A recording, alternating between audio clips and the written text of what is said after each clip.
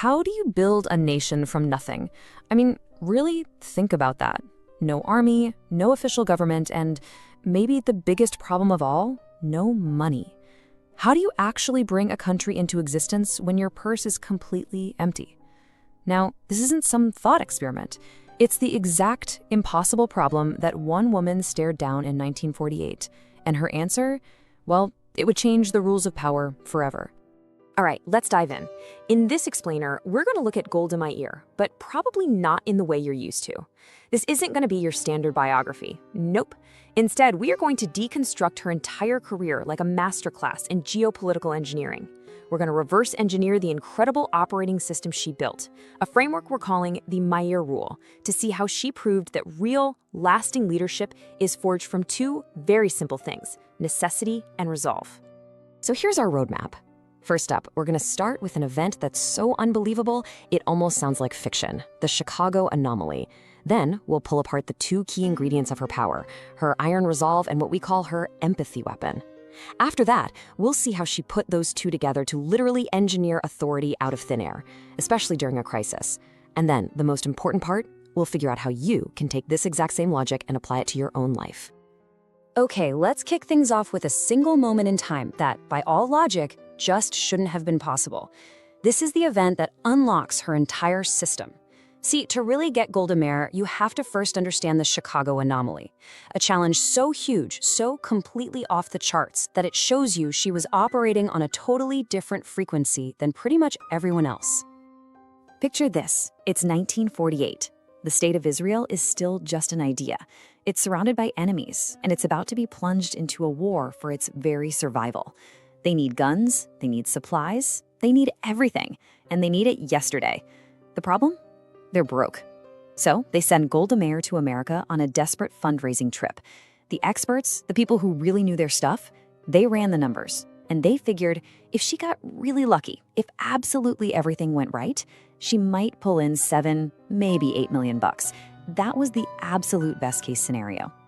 She raised $50 million. Just let that sink in for a second. $50 million. That's not a typo. It was more than 6 times the most wildly optimistic guess. In today's money, we're talking about over $500 million.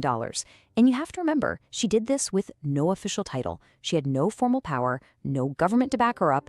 She was basically a private citizen fueled by one thing and one thing only: sheer, unvarnished necessity. And it wasn't just the jaw-dropping amount. Look at the speed on this timeline. She lands in Chicago in the middle of a freezing winter, January 1948. In just 3 weeks, 21 days, she hadn't just met the goal, she'd completely blown it out of the water. By the time she was done in February, she had basically secured the entire financial foundation for a new country. This wasn't politics, this wasn't fundraising, this was something else. This was a different kind of power being activated. So, of course, that leads us to the big question, right? How on earth did one person do this? This wasn't luck, and it wasn't charisma, not in the way we think of some smooth-talking politician.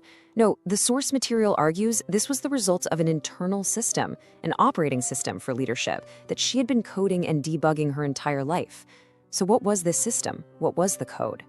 Well, when you break it all down, the answer can be distilled into this really powerful, repeatable formula that we're calling the Meir equation. It's simple, but it's potent. You take her unshakable iron resolve and you combine it with a very strategic kind of informal empathy. When you put those two things together, they create something incredible: sovereign authority. And that's the kind of authority that doesn't come from a title on a business card. It comes from something way deeper, something that people just can't ignore. All right, so let's top the hood and look at the first piece of this engine, the iron resolve.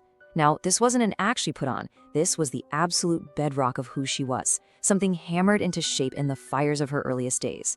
It was the core that powered everything else.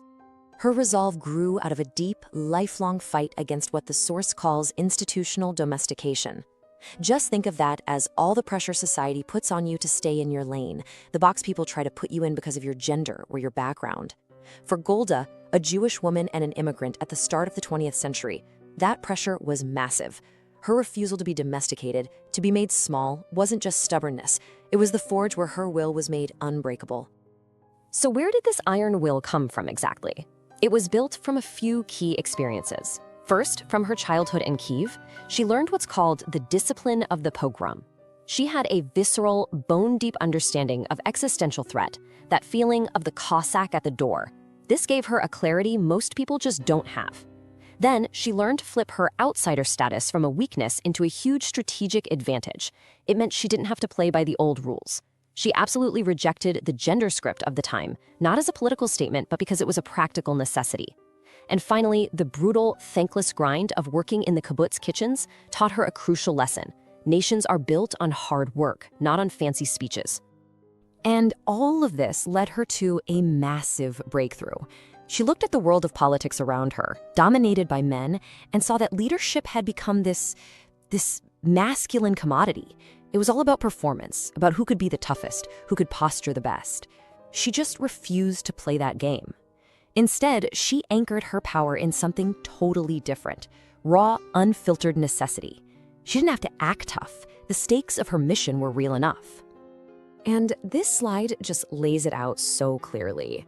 On one side, you have standard leadership, which is all about force and posturing. Her rule? Unfiltered necessity. The old way saw leadership as a masculine commodity.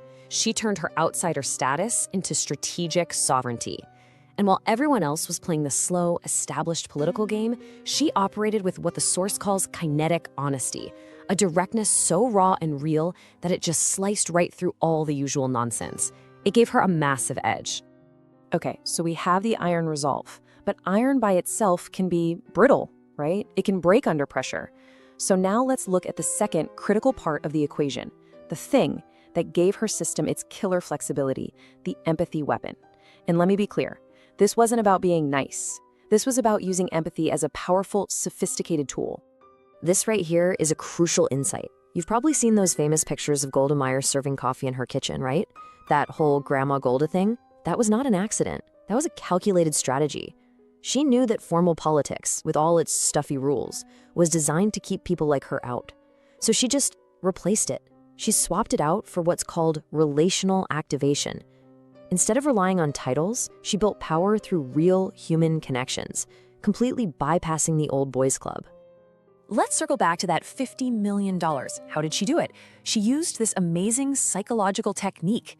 The source calls it the empty purse oscillation, which sounds complicated, but it's really about sensing the exact moment when a person goes from feeling sympathy for your problem to feeling a personal duty to help solve it. She wasn't begging. She was communicating the stakes so clearly that people in the audience realized that her survival and their future were intertwined. She turned her need into their responsibility. And she used that exact same logic to govern.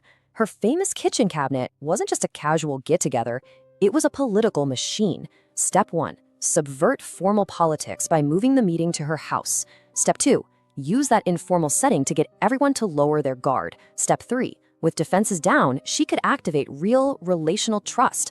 Step 4, that trust closed the gaps in a young, fractured government. And the final result? A unique kind of power the source calls maternal dominance, where her authority came from deep personal loyalty, not a title.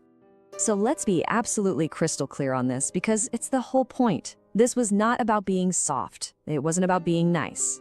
This was about taking a soft skill, like empathy, and using it with the precision of a structural weapon to achieve incredibly hard geopolitical results.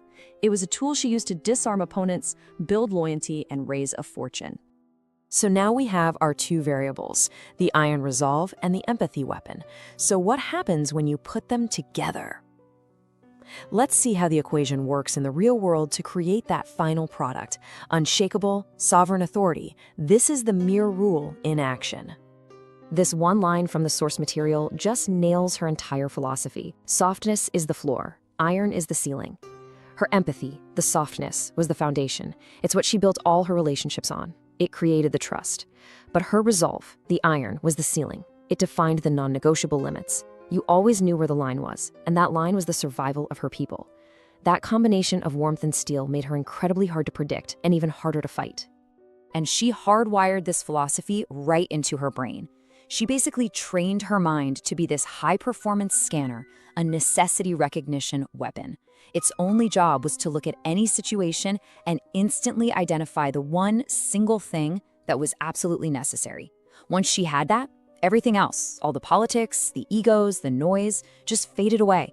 It gave her this unbelievable, almost superhuman focus. Now, every great system, every great leader, eventually faces the ultimate test. For Golda Meir and the Meir Rule, that test came on October 6, 1973. The Yom Kippur War began with a surprise attack that was a total intelligence failure. It was the moment the nation was on its knees, facing the very real threat of being wiped off the map. Her entire leadership system was about to be pushed to the absolute breaking point. So, facing catastrophe, what did her system do? It activated. She didn't just panic. She got to work. First, she ran what the source calls a neurological synchronization audit.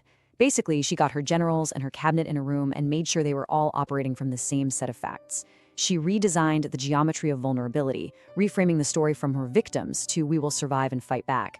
She created clear lanes to control the narrative, both at home and abroad. She met the chaos of war with systematic flexibility, adapting on the fly.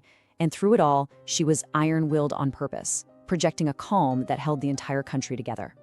This table really shows you the matchup. The enemy's main weapons were psychological: surprise, chaos, and doubt. And as it turns out, her system was practically designed to counter those exact things. Surprise, it was managed by her controlled narrative lanes. Chaos, it was met with systematic flexibility. Doubt, it was crushed by her unwavering, iron-willed purpose. Her system absorbed the enemy's best shot and refused to break. And in the fire of that war, she proved a fundamental truth that really defined her whole life. When you are facing annihilation, when you are staring into the abyss, there is only one documented antidote: iron.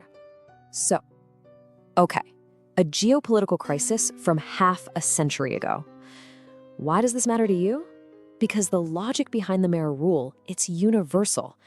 The principles of forging resolve and using human connection to beat impossible odds, those are timeless. So let's pull this operating system out of the history books and plug it into your world. Her real legacy, when you get right down to it, isn't just a chapter in a textbook. It is the absolute demolition of the myth that leadership means being the loudest person in the room. She replaced that old idea with a new reality, that the only thing that matters is your connection to raw necessity, backed by an unbreakable resolve that you build yourself.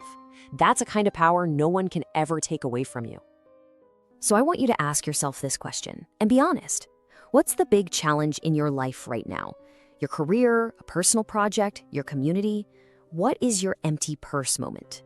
Where are you facing a giant problem with what feels like zero resources? Because that spot right there, that's your starting point. That's where you can apply this logic. So here's your homework. First, stop trying to win by playing someone else's game. Start building your own state, your own system for getting things done. And here's a practical way to start. Find one task this week, even a small one, that you just do on autopilot. And before you do it, ask yourself this question: what would happen if I committed to this with the iron of absolute necessity? Treat it like it's mission critical. You might be shocked to discover there's a whole state, a new level of purpose and authority hiding inside that routine task. Because in the end, her story teaches us that force is a choice, but resolve is a code. It's a system you build inside yourself. The truth of what you're capable of isn't somewhere out there. It's in the logic you decide to live by. And your resolve, that is the code for your greatness.